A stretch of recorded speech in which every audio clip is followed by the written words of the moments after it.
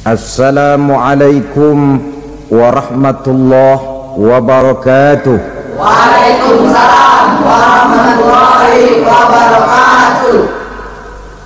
Alhamdulillah wassalatu wassalamu ala sayyidina Rasulillah sayyidina wa maulana Muhammad ibn Abdullah wa ala alihi wa sahbihi wa mawala. La haula wa la quwwata illa billah, amma ba'du. Bapak-bapak, ibu-ibu, saudara-saudara kaum muslimin rahimakumullah. Pada pertemuan yang lalu sudah saya jelaskan bahwa hidup selalu berakhir dengan kematian. Apabila datang kematian menimpa seseorang, datanglah kiamat baginya. Itu yang disebut dengan kiamat kecil. Hakikatnya mati adalah perpindahan dari kehidupan di dunia ini menuju kehidupan di alam barzakh. Menunggu kita di alam barzakh sampai datangnya saat kiamat. Entah 10 tahun, entah 100 tahun, entah 1000 tahun, hanya Allah saja yang maha tahu. Adapun orang-orang beriman yang melakukan amal kebajikan dalam kehidupan di dunia ini, masa penantian yang lama di alam barzakh buat mereka sebentar saja. Tetapi bagi orang-orang kafir yang ingkar, yang tidak beriman kepada Allah, yang hidup di dunia cuma menumpuk-numpuk dosa, tentu penantian di alam barzakh akan merupakan waktu yang sangat lama. Bukankah dalam kehidupan kita waktu itu memang relatif? Contoh misalnya, bagi pemuda-pemudi yang sedang duduk asyik memadu cinta, waktu 4-5 jam saja rasanya cuma 4-5 menit, tenggelam oleh keasikan. Tapi buat orang yang berbaring di rumah sakit, meratap di balik-balik apa itu tembok derita kata lagu, di balik dinding-dinding penjara, sehari bagai seminggu, seminggu rasa sebulan, sebulan boleh jadi rasa setahun. Penantian yang sangat lama. Kapan kiamat itu akan datang? Ini rahasia Allah. Jangankan kita yang orang awam, baginda Nabi sendiri tidak diberitahu oleh Allah kapan kiamat itu akan terjadi. Tetapi sungguh pun demikian, banyak hadis-hadis yang menjelaskan ciri atau tanda-tanda datangnya kiamat. Nah, kalau sudah bicara soal tanda kiamat itu ada dua. Pertama yang disebut alamatus sughra, tanda-tanda kecil. Ini waktunya masih ada tenggang. Ada yang dinamakan alamatul kubra, tanda-tanda besar. Artinya kiamat sudah diambang pintu. Apa tanda-tanda kecil dari datangnya hari kiamat itu? Misalnya kata Nabi, apabila ilmu sudah diangkat oleh Allah, artinya apabila ulama sudah banyak wafat, minat orang belajar agama berkurang, lalu kebodohan nampak merajalela di mana-mana, zina dikerjakan secara terbuka, minuman-minuman keras jadi kebanggaan, itu termasuk di antara tanda-tanda kecil terjadinya hari kiamat. Apalagi misalnya iza waladatil ammatu rabbataha, apabila budak sudah melahirkan tuan. Apa maksudnya? Ada yang mentafsirkan apabila anak sudah bisa membudaki orang tuanya, orang tua yang melahirkan dia, yang membesarkan dia, demi setelah si anak besar jadi orang berpangkat, bertitel, berharta, berkedudukan, jadilah orang tua itu budaknya. Sehingga sering dibilang kalau orang tua kaya, anak jadi raja, tapi kalau anak yang kaya, orang tua sering jadi budak. Apalagi munculnya fitnah yang bergelombang, timbul perang antara dua bangsa yang besar, waktu berjalan terasa sangat pendek sekali. Itu merupakan tanda di antara tanda-tanda kiamat. Termasuk di dalamnya sulit membedakan mana laki, mana perempuan. Kan kalau tanda-tanda kayak begini sekarang sudah banyak kita lihat kan. Ulama banyak wafat, penggantinya sulit. Zina dikerjakan berterang-terangan, minuman keras jadi kebanggaan, banyak anak membudaki orang tuanya, sulit membedakan mana laki mana perempuan. Kadang-kadang dari belakang kita lihat perempuan bener, begitu kita colek nengok jenggotan.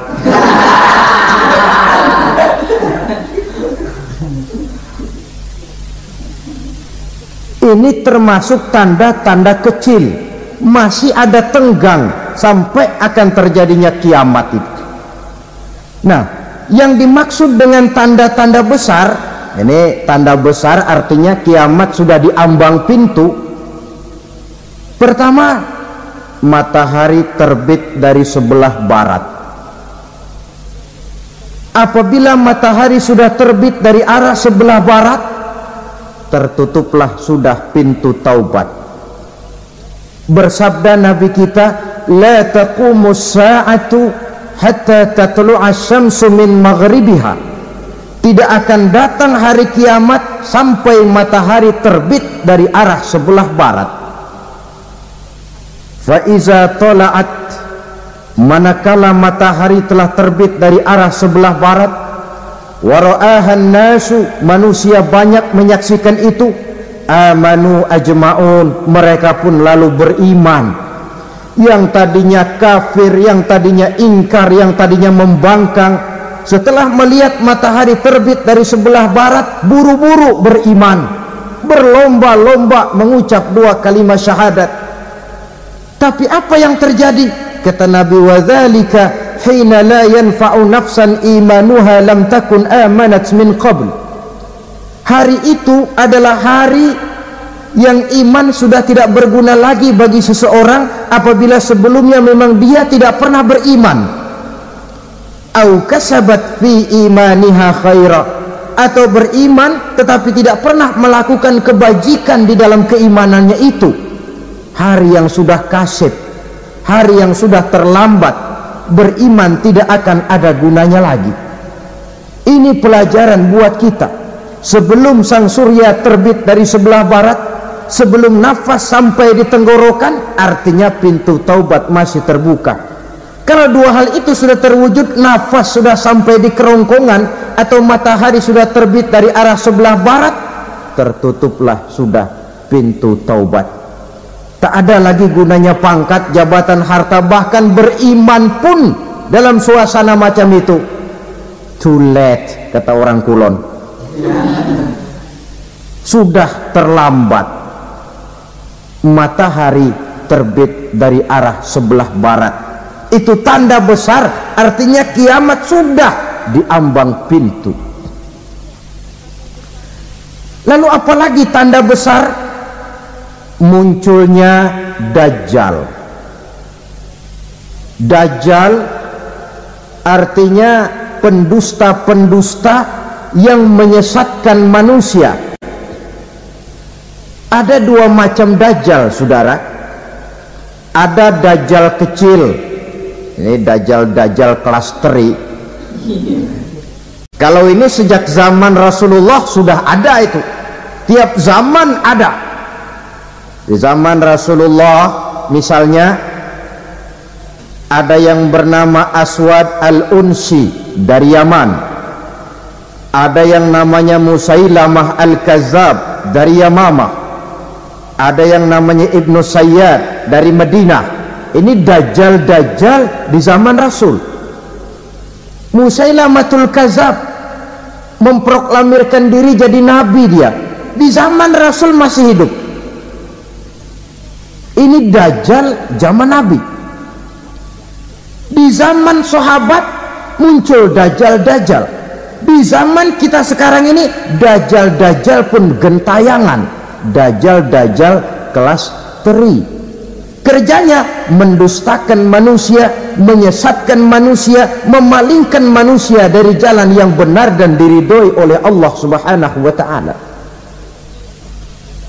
Adapun yang merupakan tanda besar dari datangnya kiamat, dajjal-dajjal kelas kakap, pembohong-pembohong besar yang menyesatkan masyarakat manusia berpaling dari jalan Allah mengikuti jalan mereka. Apa sih ciri dajjal itu? Kata Nabi dalam hadis Bukhari Muslim, innad dajjala, sesungguhnya yang namanya dajjal itu yakhruju, satu saat akan muncul mendekati hari kiamat, wa inna ma'ahu ma'an, si dajjal ini membawa air, wanaran, dan juga membawa api. Dua simbol. Di tangan yang satu dia bawa air, di tangan yang satu dia bawa api. Wa ammal ladzi yarahu an-nasu ma'an fanarun, adapun yang orang banyak lihat air, hakikatnya adalah api. Yang dilihat api, hakikatnya adalah air. Oleh sebab itu, kalau api yang ditawarkan, ambillah air. Kalau air yang ditawarkan, pilihlah api. Maksudnya apa ini? Ini bahasa simbol, saudara-saudara. Dajjal bicaranya seolah-olah untuk kepentingan manusia, menawarkan surga. Surga yang dia tawarkan hakikatnya neraka. Hai manusia, kalau kau mau bahagia, jangan dekat-dekat dengan agama. Sholat itu tidak efektif dan efisien, tidak produktif dari segi ekonomi itu. Menghadiri majelis taklim cuma buang-buang waktu.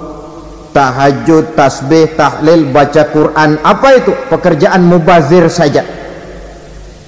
Hidup ini cuma sekali, masa yang cuma sekali, manfaatkan dengan sebaik-baiknya. Mumpung, dibawanya sifat mumpung, tetapi dalam pengertian yang sangat negatif. Bicaranya seolah-olah untuk kepentingan manusia, tetapi sebenarnya menjerumuskan manusia. Menawarkan air, tapi sebenarnya api. Menawarkan api, tapi hakikatnya air. Buat apa kamu sholat? Buat apa kamu bayar zakat? Buat apa kamu puasa? Surga yang dicanangkan dajjal, hakikatnya neraka. Neraka yang digambarkan dajjal, pada dasarnya adalah surga. Jadi memutarbalikkan fakta itu kerjaan dajjal. Yang hak jadi batil, yang batil dibilang hak, yang benar jadi salah, yang salah malah jadi benar. Tuntunan disuruh jadi tontonan, tontonan malah menjadi tuntunan. Itu pekerjaan dajjal profesinya. Zamannya Nabi Adam, dajjalnya kan iblis. Betul? Betul. Apa sih rayuan iblis itu? Allah setelah menciptakan Nabi Adam kan bilang, Adam, kau dan istrimu Hawa tinggal di surga ini. Seluruh fasilitas yang ada di surga persilahkan kau nikmati. Satu yang tidak boleh, jangan coba-coba dekati pohon khuldi. Dekat saja jangan, apalagi sampai memetiknya. Datang dajjal yang namanya iblis ini. Adam, kamu tahu nggak kenapa tidak boleh makan buah khuldi? Ya nggak tahu, pokoknya saya dilarang. Bodoh kamu, Dam. Khuldun artinya kekal. Kalau kamu makan itu buah, kau akan kekal di surga buat selamanya. Allah tidak kepengen maka dilarang kamu makan buah khuldi. Kalau kau ingin kekal di surga Adam, makan saja. Saya bicara begini ini untuk kepentingan kamu Adam. Ini kan ciri-ciri Dajjal. Bicaranya sih seolah-olah untuk kepentingan Nabi Adam, hakikat sebenarnya menjerumuskan Nabi Adam supaya ingkar dan melanggar larangan dari Allah Subhanahu wa ta'ala. Jadi setelah muncul Dajjal, timbul kekacauan-kekacauan di masyarakat. Banyak yang terpengaruh, terpedaya dan terpesona, termasuk mereka yang memproklamirkan diri jadi nabi, mereka yang memproklamirkan diri jadi rasul di zaman sesudah Rasulullah wafat. Itu adalah Dajjal. Maka saya ingatkan, kalau di zaman kita sekarang ini ada orang ngaku jadi nabi, ada orang ngaku jadi rasul, biar bahasa Arabnya kental, Quran hafal, hadis ribuan hadis hafal, biar pakai serban sampai menyengser ke tanah, bahasa Arabnya fasih, tapi dia mengaku jadi nabi, jadi rasul. Kita umat Islam wajib tidak percaya, wajib untuk tidak percaya. Itulah Dajjal zaman kita sekarang ini. Tidak mustahil mereka datang mempengaruhi orang-orang awam supaya berpaling dari Rasulullah, mengikuti mereka. Nah, di akhir zaman nanti, mendekati hari kiamat, Dajjal ini muncul, Dajjal kelas kakap, menyesatkan masyarakat manusia untuk berpaling dari Islam, mengikuti seruan mereka. Apalagi di antara datangnya kiamat itu, tanda yang besar itu, turunnya Nabiullah Isa Al-Masih, putra Maryam. Menurut berbagai hadis yang sahih, Nabi Isa Al-Masih nanti akan turun lagi, tidak membawa risalah yang baru, tapi meluruskan risalah Islam ini yang telah banyak ditinggalkan oleh masyarakat. Bahkan ada hadis menjelaskan beliau akan membunuh Nabi, mematahkan kayu-kayu salib, lalu melaksanakan haji dan umrah mengikuti syariat Nabi Muhammad, bukan membawa agama baru, menjadi semacam mujaddid, reformer, menyelamatkan manusia dari bisikan Dajjal. Bahkan ada riwayat yang menjelaskan bahwa Nabi Isa berhasil mengalahkan Dajjal, mengembalikan masyarakat manusia kembali kepada ajaran Islam yang datang dari Allah, dibawa oleh Rasulullah Sallallahu Alaihi Wasallam. Dengan kata lain, turunnya Nabi Isa bukan sebagai Nabi dan Rasul baru, tetapi mengikuti syariat Nabi kita Muhammad Sallallahu Alaihi Wasallam. Saudara hadirin, ibu-ibu hadirat yang saya hormati, kemudian apalagi di antara tanda-tanda besar akan datangnya kiamat itu? Keluarnya asap atau awan. Kata Nabi, inna min asrati sa'ah dukhanan yamla'u ma bainal masyriqi wal maghrib. Di antara tanda-tanda kiamat, munculnya awan atau asap yang memenuhi antara langit dan bumi. Ini pun diperkuat dalam surah Ad-Dukhan ayat 10, fartaqib yauma ta'tis sama' bidukhanin mubin fayughshan nas hadza azabun alim. Bagi orang-orang yang beriman, mereka biasa-biasa saja, tapi bagi orang kufur, datangnya asap dan awan ini merupakan azab yang kelewat pedih. Barangkali sedikit mendekati gambaran tentang azab yang pedih ini, saya ingatkan alam pikiran kita kepada peristiwa yang belum lama terjadi.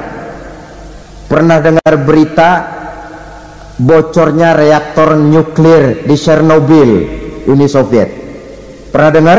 Nah, bocornya reaktor nuklir di Chernobyl yang mengakibatkan ratusan bahkan sangat mungkin ribuan nyawa.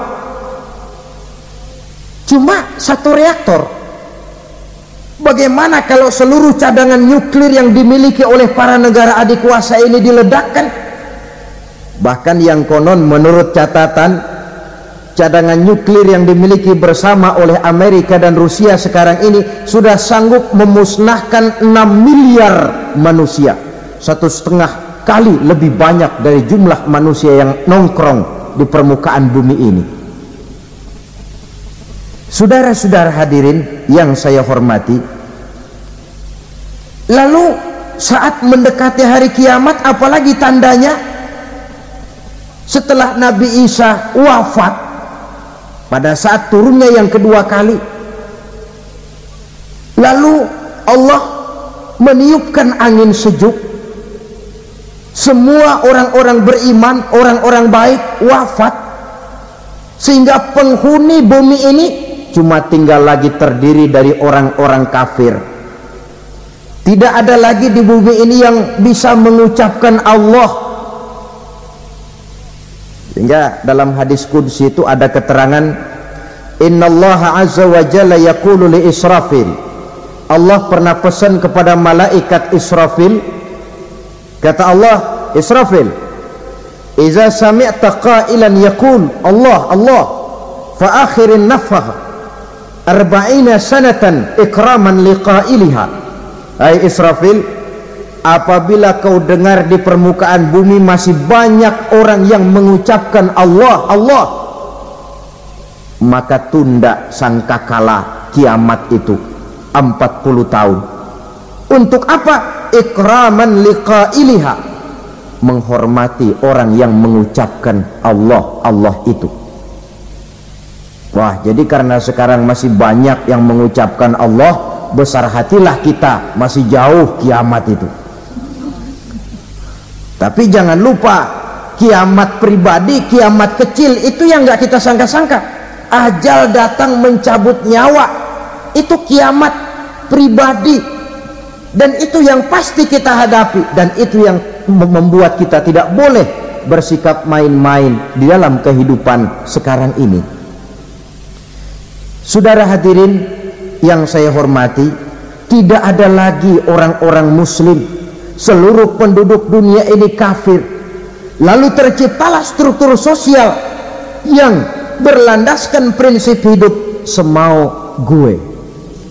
Bakal terjadilah prinsip di mana yang kaya menyantap yang miskin, yang kuat menindas yang lemah. Hidup sudah bagaikan di rimba belantara, berlaku hukum rimba, siapa yang kuat dia yang menang, siapa yang lemah menjadi mangsa. Timbul kekacauan, maksiat merajalela, munkarat menjadi-jadi, sehingga isi bumi ini penuh dengan segala macam perbuatan dosa. Tidak ada perlunya lagi alam diperpanjang temponya. Datang saat yang sudah dijanjikan oleh Allah Azza wa Jalla, maka terjadilah yang disebut kiamat kubra, kiamat besar, kiamat ancur-ancuran. Bagaimana kejadian ini dimulai?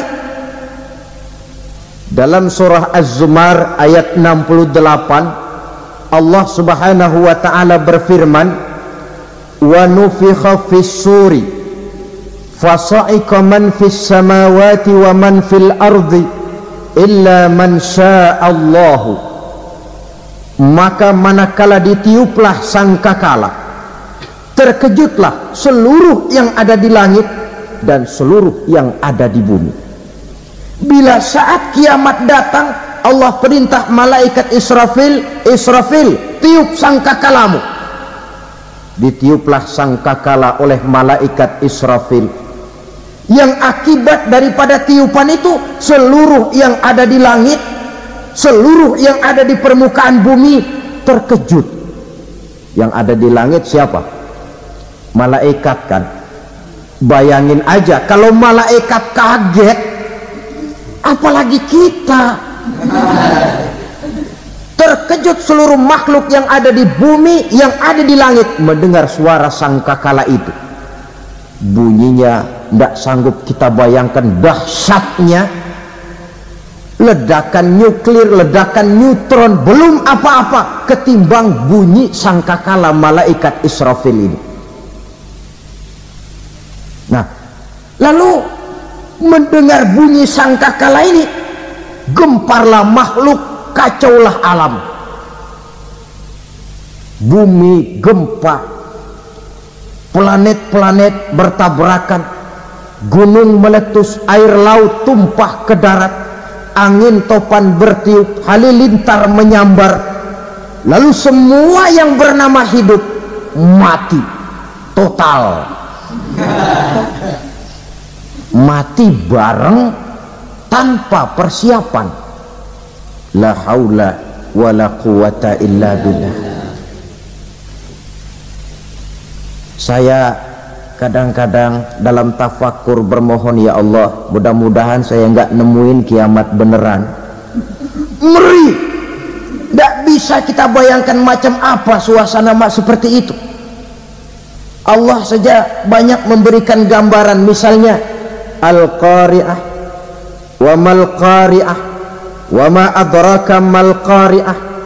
Kejadian yang menggemparkan. Tahukah kamu apa kejadian yang menggemparkan itu?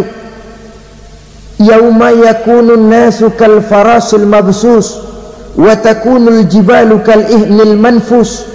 Pada saat itu manusia berterbangan bagai kupu-kupu, gunung berterbangan seperti kapas ditiup angin.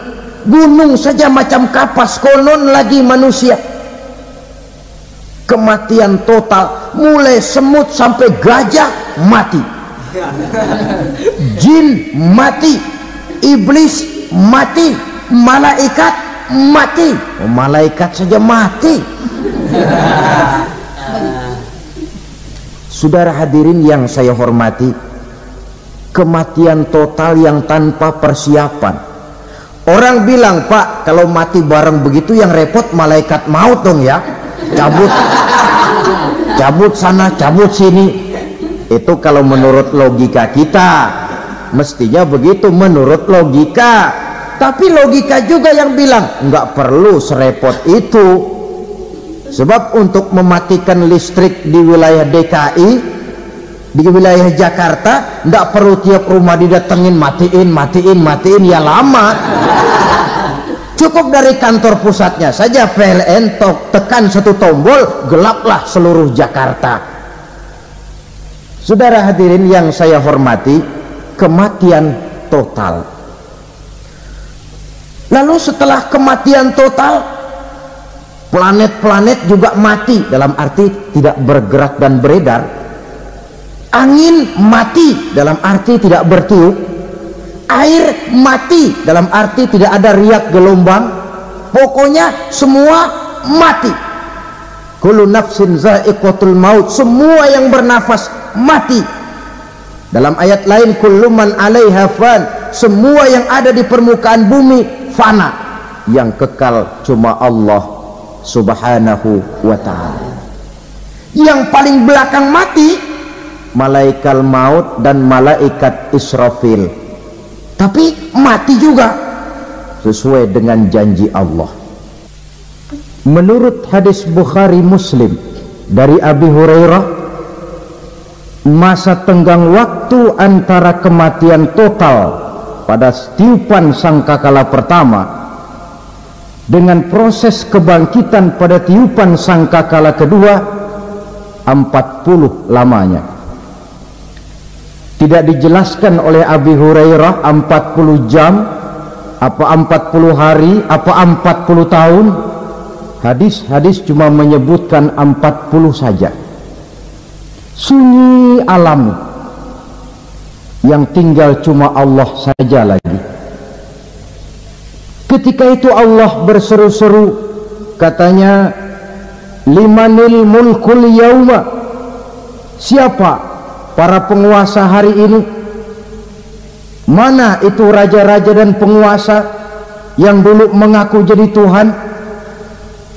Fir'aun, mana Fir'aun sekarang? Yang dulu jadi raja, merasa berhasil, sombong, lalu tidak mau turun-turun dari kekuasaannya. sampai kepada puncak kekurang ajarannya mengangkat diri jadi Tuhan. Mana itu Fir'aun? Namrus, mana sekarang Namrus?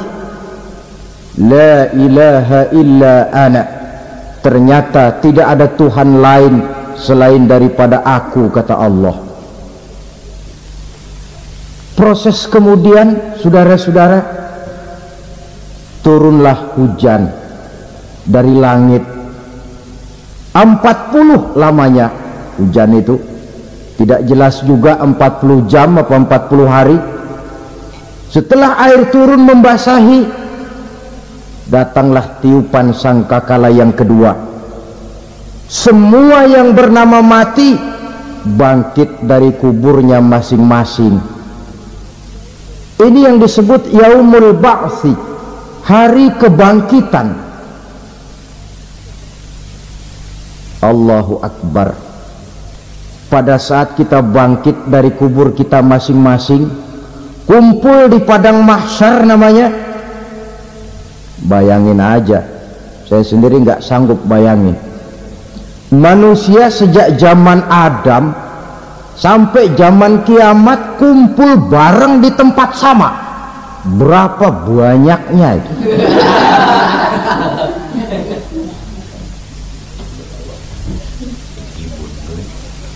Dan yang luar biasa menurut satu riwayat, pada saat bangkit itu, Masya Allah, roman muka kita berubah, disesuaikan dengan amalan kita waktu di dunia ini.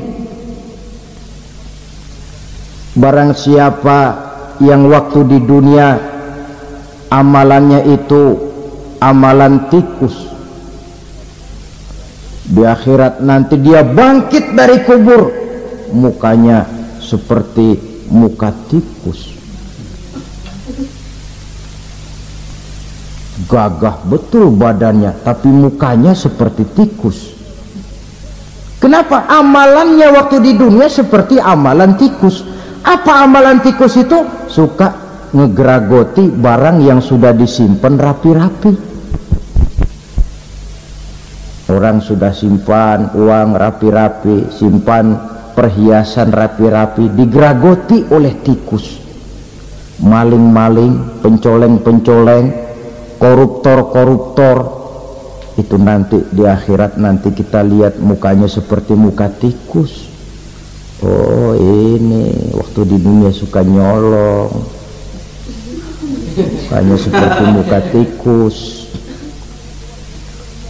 Barang siapa yang waktu di dunia ini amalannya itu amalan macan, dia akan bangkit nanti mukanya seperti muka macan. Apa amalan macan? Macan itu amalannya menang-menangan. Orang yang mau menang saja, nggak mau mengalah. Coba lihat di hutan, kenal hutan nggak? Di hutan, raja hutan di mana-mana pasti macan, betul kan? Betul. Padahal hutan belum pernah bikin pemilihan umum. Tapi macan tidak peduli ada pemilihan umum apa tidak, pokok saya raja. Sebab apa? Macan jadi raja itu bukan karena benar, tapi karena kuat jadi raja. Setelah dia jadi raja, rakyat hutan yang mesti dilindungi malah dimakan oleh raja macan. Kambing rakyat hutan dimakan oleh macan. Ayam rakyat hutan dimakan oleh macan. Itu nanti kita lihat di akhirat itu mukanya seperti muka macan, gagah betul.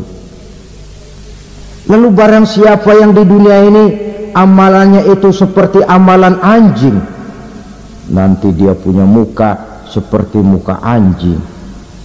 Apa amalan anjing? Pertama, anjing itu kalau disuruh jaga rumah, dia tidak bisa membedakan mana maling mana tamu. Biar yang datang maling, kalau bawa tulang, anjing kalem. Yang kedua, anjing itu akan setia kepada siapa saja yang memberinya roti. Siapa yang memberinya roti, itulah majikannya. Apa kata majikannya pasti dia laksanakan. Soal benar atau salah dia tidak peduli. Setelah anjing dapat roti, dia tidak punya pilihan lain kecuali bilang, abdi mah kumaha juragan wae ayeuna mah.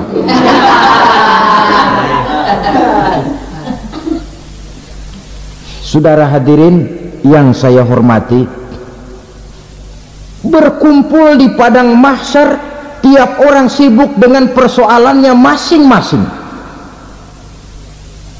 Matahari waktu itu didekatkan oleh Allah, panas luar biasa. Ada yang saking panasnya itu mencucurkan peluh keringat sampai sebatas mata kakinya. Ada yang keringatnya sampai sedengkulnya, ada yang keringatnya sampai sepusatnya, ada yang keringatnya mengalir sampai sebahunya, ada yang kelelap oleh keringatnya sendiri, sementara orang di sampingnya nggak apa-apa. Bergantung lagi amalan dia waktu di dunia ini. Saudara-saudara, sebagian orang dalam kepanikan padang mahsyar berombong-rombong datang mereka menghadap Nabi Adam. Ya Adam, anta abal bashar. Hai Adam, Tuhan adalah bapak moyang manusia. Kami sebentar lagi akan disidang, dimintakan pertanggungan jawab. Tolonglah kami, hai Adam. Kata Nabi Adam, jangankan nolongin sampean, saya sendiri tanggung jawab di hadapan Allah. Ketika dulu tidak boleh makan khuldi, saya serobot. Sudahlah, urus diri masing-masing saja, nafsi.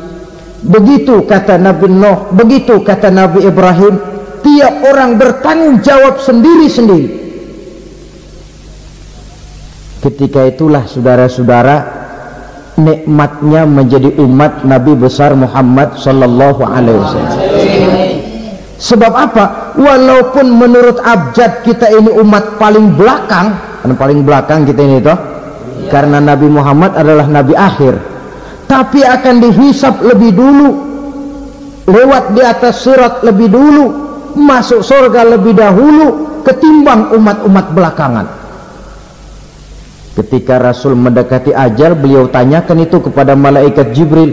Malaikat Jibril berkata, Muhammad jangan khawatir, Allah sudah berjanji, inni haramtul jannata ala sairil anbiya hatta tadkhulaha anta, wa haramtuha ala sairil umami hatta tadkhulaha ummatuka.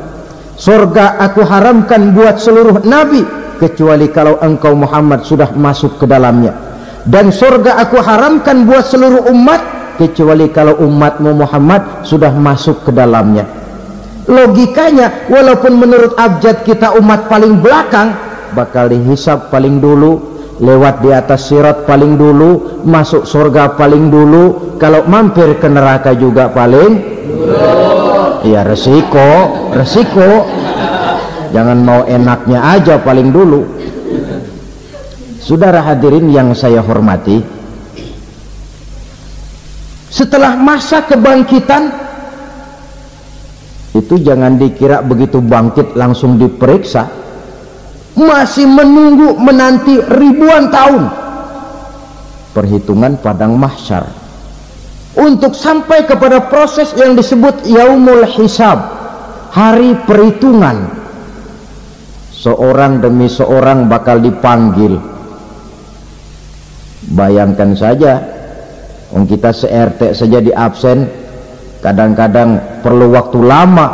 Ini manusia sejak zaman Nabi Adam sampai datang hari kiamat, satu demi satu disidang di hadapan Qadhi Rabbul Jalil. Status sosial copot sudah waktu itu. Yang pernah jadi hartawan di situ tidak lagi kelihatan kehartawanannya.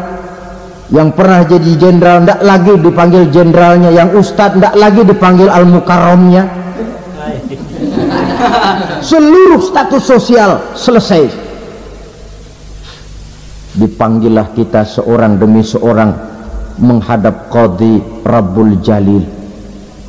Bagaimana proses penghisaban itu?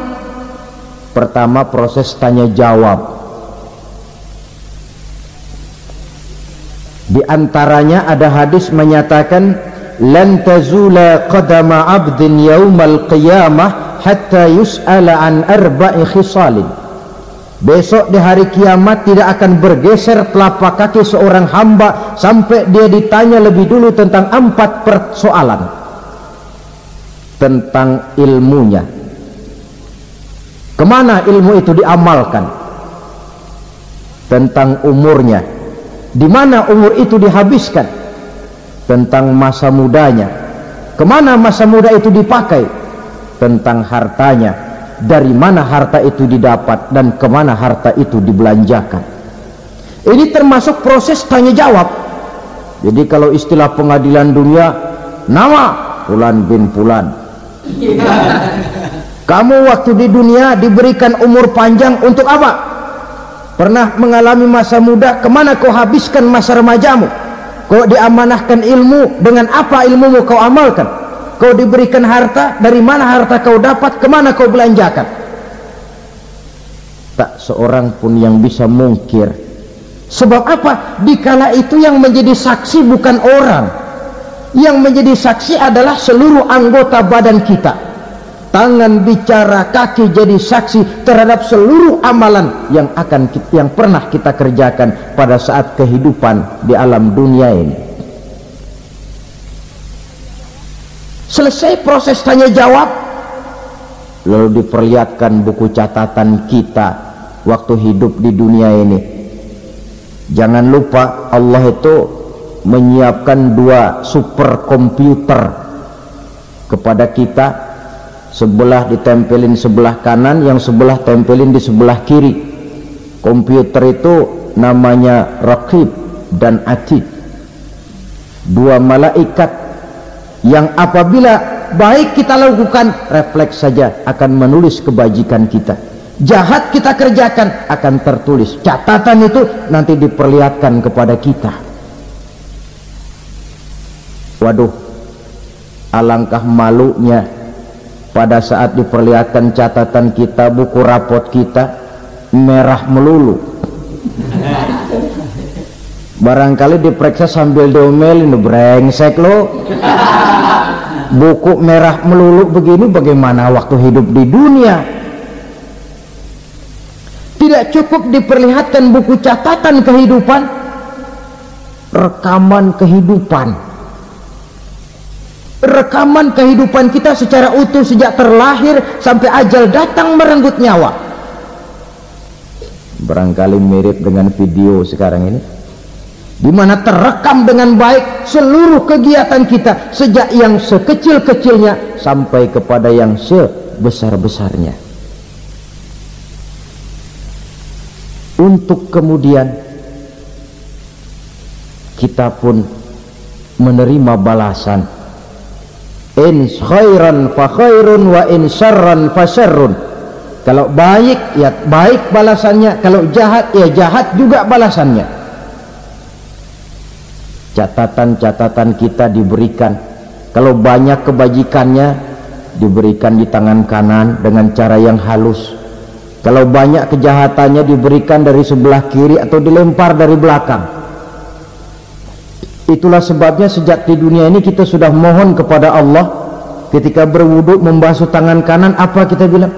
Allahumma a'tini kitabi biyamini wa hasibni hisaban yasira.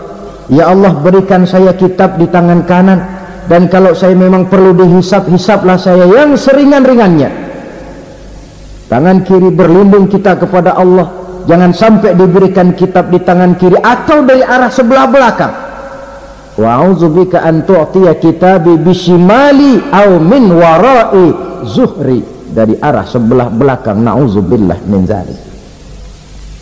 Setelah selesai lewat proses penghisaban, lewat mizan, timbangan, maka yang sudah selesai dihisab itu bergeraklah menuju sirat, jembatan yang terbentang menuju surga melalui neraka. Saudara-saudara, panjangnya perjalanan sirat itu memakan waktu ratusan tahun.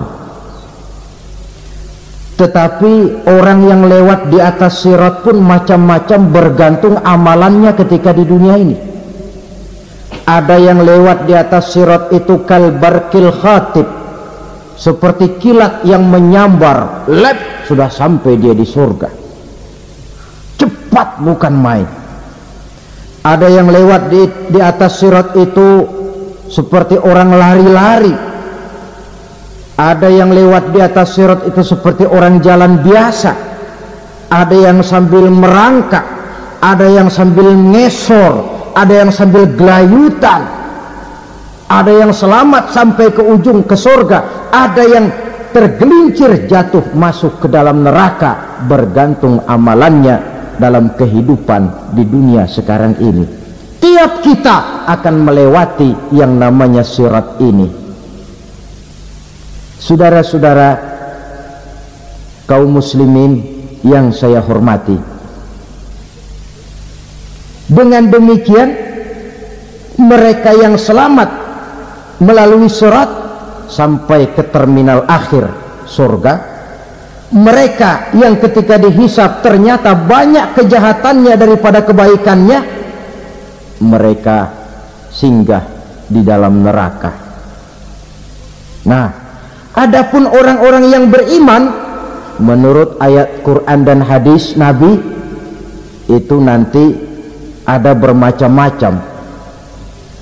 Ada orang beriman itu yang dimasukkan surga. Ada orang beriman itu yang dimasukkan ke dalam surga. Ada orang beriman itu yang disebut penduduk surga. Kenapa lain-lain, Pak? Karena waktu di dunia amalannya juga lain-lain. Ada orang beriman yang masuk surga. Ini paling murah tiketnya. Mau masuk surga? Kata Nabi begini, ma min abdin qala la ilaha illallah thumma mata ala dhalik illa dakhala al-jannah. Kalau seorang hamba sudah mengucap dua kalimat syahadat, dia yakin dengan kebenaran kalimat itu sampai matinya, orang itu akan masuk surga. Abi Dzar yang waktu itu diajak bicara heran, ya Rasul kok gampang betul? Iya, walaupun orang itu mencuri, iya, walaupun orang itu berzina, iya, biar dia mencuri, biar dia berzina, kalau dia sudah mengucap dua kalimat syahadat, dia yakin dengan kebenaran kalimat itu sampai matinya, itu orang akan masuk surga. Jadi masuk surga cukup dua kalimat syahadat, yakin sampai mati, masuk surga. Itu perkara masuk. Tapi kalau pertanyaannya diterusin, masuknya kapan, Pak? Nah, ini lain lagi urusannya. Sebab ada yang masuknya itu langsung, ada yang mampir dulu. Di sana tempat cuma dua, kalau tidak surga, neraka. Mau ke surga tapi mampir dulu, yang mampirnya jelas di neraka. Kenapa? Dalam hadis qudsi ada riwayat, nanti itu di akhirat, setelah Allah selesai mengatur penduduk surga masuk surga, yang neraka masuk neraka, Allah berkata kepada malaikat Malik, malaikat Malik, labaik ya Allah, itu bajingan-bajingan tengik, manusia-manusia durjana yang waktu di dunia tidak mau sujud, jauh dari ulama, gemar melakukan yang munkarat dan maksiat, hidup di tengah masyarakat selalu jadi bibit keonaran, kufur, sudah masuk neraka semua. Sudah ya Allah.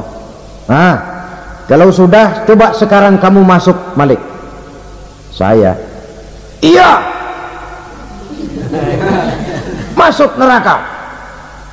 Mau apa ya Allah? Kata Allah, akhriju minan nar man kana fi qalbihi misqala habbatin min khardalin min iman.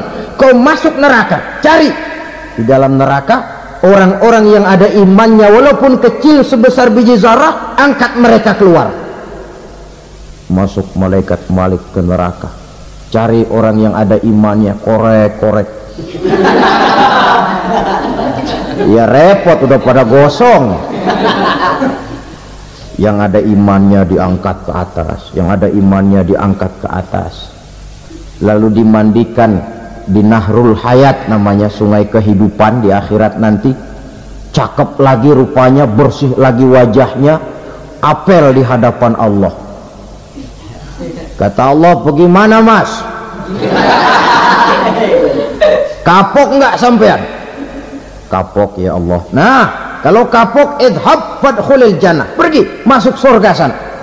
Berangkat mereka ke surga, ketemu sama teman-temannya yang udah sampai lebih dulu, yang nggak pakai mampir lagi.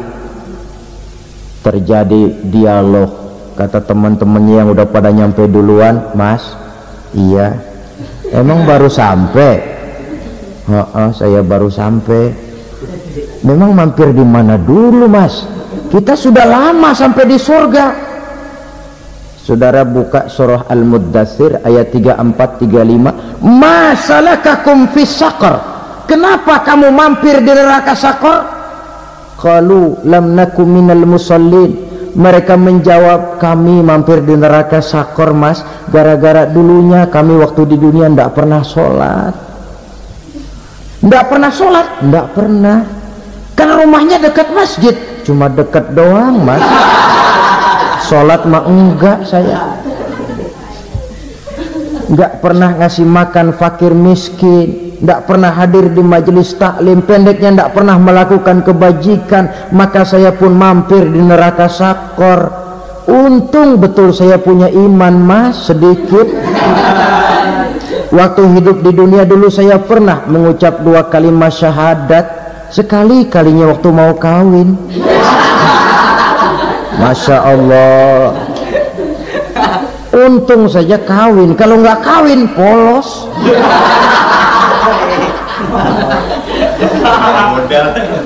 Itu juga pengulu sudah setengah mati ngajarin asyhadu alla asyaduaan asyaduaan.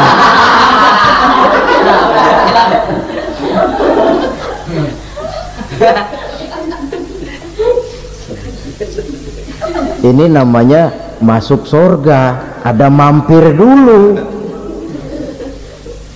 Ada pula orang mukmin itu yang dimasukkan surga. Namanya dimasukkan kan terima beres.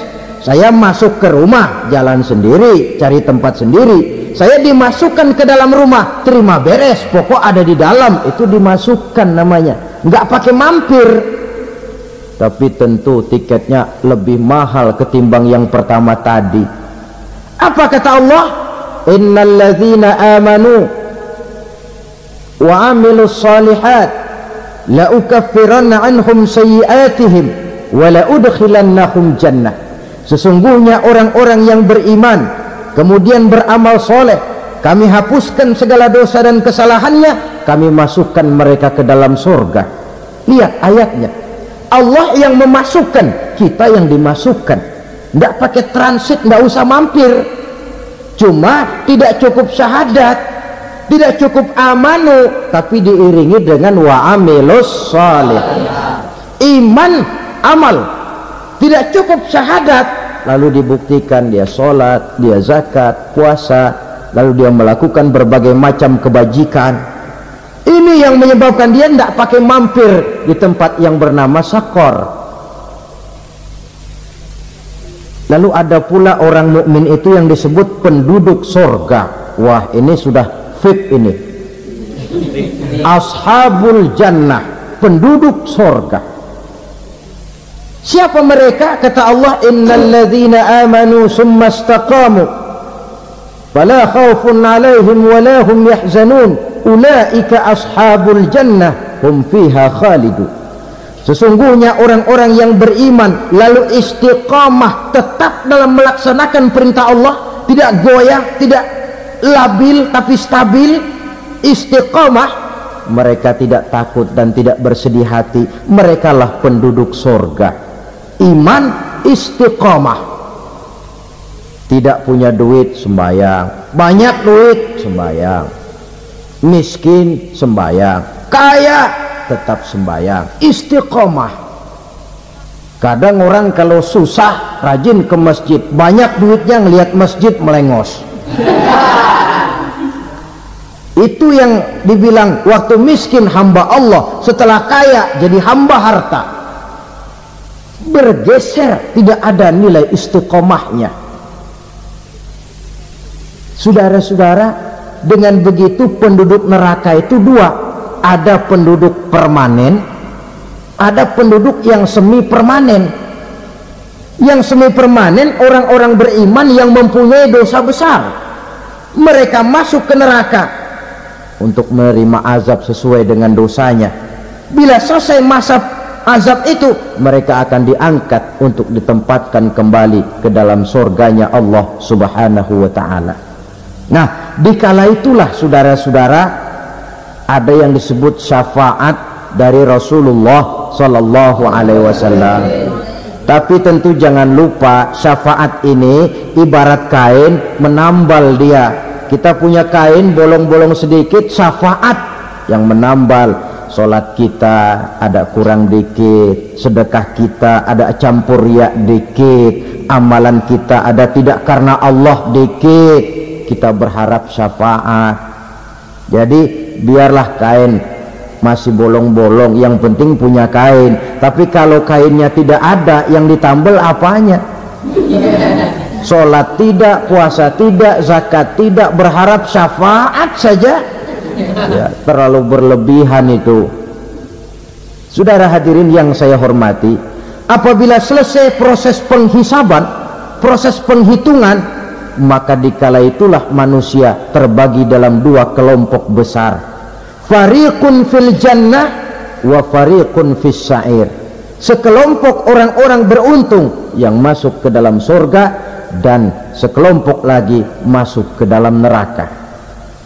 Akan memakan waktu untuk menceritakan sifat surga dan neraka, tapi insya Allah pada kesempatan pertemuan lain saya sampaikan.